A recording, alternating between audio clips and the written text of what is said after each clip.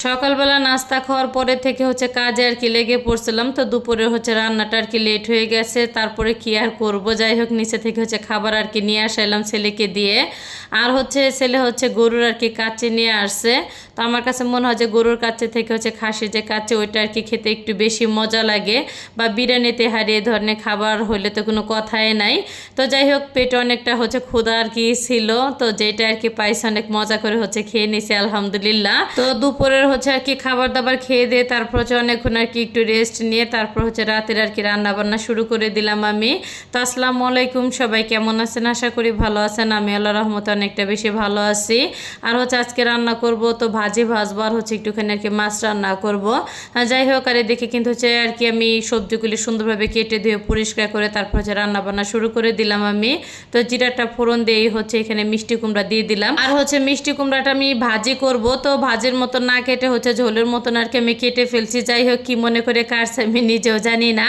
আর মিষ্টি কুমড়াটা একটু মিষ্টি কম ছিল, কিন্তু অনেক দ্রুত সেদ্ধ হয়ে গেছে।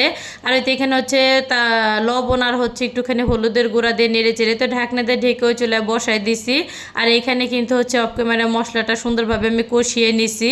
তো এটা ঘাইরা মাছ। আমি সবসময় ঘাইরা মাছ আনলে পাতলা ঝোল রান্না করার চেষ্টা করি। তো আজকে কি মনে করে ভাবলাম যে ঘাইরা মাছটা ভেজে আমি একটু ভুনা করি। তো আমার হাজব্যান্ড খাওয়ার সময় আমাকে বলতেছে যে মাছটা পাতলা ঝোল করলে মনে হয় খেতে বেশি মজা হইতো।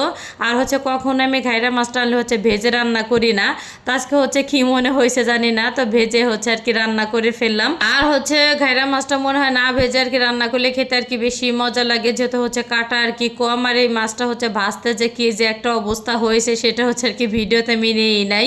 তো তেলটা একদম ছিটে মনে হয় যে পুরো রান্নাঘরটা ভরে গেছিল আমার। আর যাই হোক একটুখানি কাঁচামরিচ দিয়ে দিলাম, আর একটুখানি স্বাদ মতন লবণটা দিয়েই তো ঝোলটা একটু কমে আসলে নামাই ফেলছি আমি। আর তরকারি কালারটাও কিন্তু মশলা দিলে অনেক অনেক সুন্দর আসছে। আর তো এদিকে কিন্তু মিষ্টি কুমড়া ভাজিটা রান্না প্রায় শেষের দিকে, তেলটাও কিন্তু উঠে আসছে।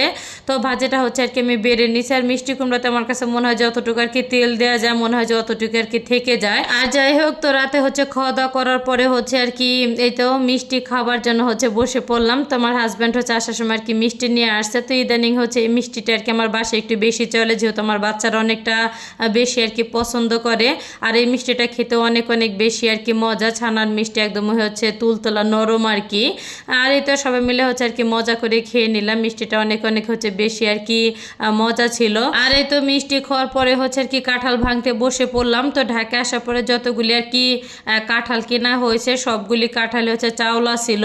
আর চাওলা কাঁঠালগুলি কিন্তু খেতে অনেক বেশি মজা লাগে। আর এই তো কাঁঠাল উঠাই নিতেছিলাম সবাই একসাথে খাবো এর জন্য। তো ভিডিওটা আমি এখানে শেষ করলাম। সবাই ভালো থাকবেন, সুস্থ থাকবেন। আসসালামু আলাইকুম।